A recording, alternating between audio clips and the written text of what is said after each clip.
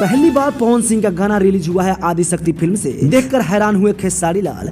कहावतें तो आपने सुनी होगी, सूरज पूरब से उदय होने की वजह पश्चिम से उदय कैसे हो गया। ऐसा मैं क्यों बोल रहा हूँ? क्योंकि दोस्तों आपको बता दें, जब से पवन सिंह गायकी कर रहा है तब से उन्होंने हर गाना छोटे बड़े कंपनियों से रिलीज करवाया है, लेकिन आदिशक्ति फिल्म से नहीं। क्यों?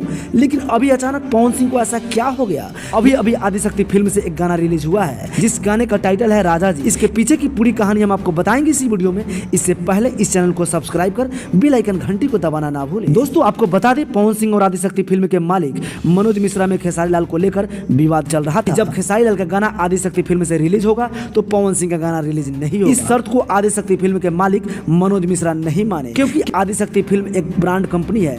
इसका श्रेय केवल खेसारी लाल को जाता है। लेकिन अभी कुछ दिन पहले खेसारी लाल का आदिशक्ति फिल्म से एग्रीमेंट हट चुकी है और खेसारी लाल के कहने और मनोज मिश्रा ने पवन सिंह से समझौता करने के बाद एक गाना रिलीज हुआ है। लेकिन आपको ये गाना कैसा लग रहा है कमेंट बॉक्स में जरूर बताएं।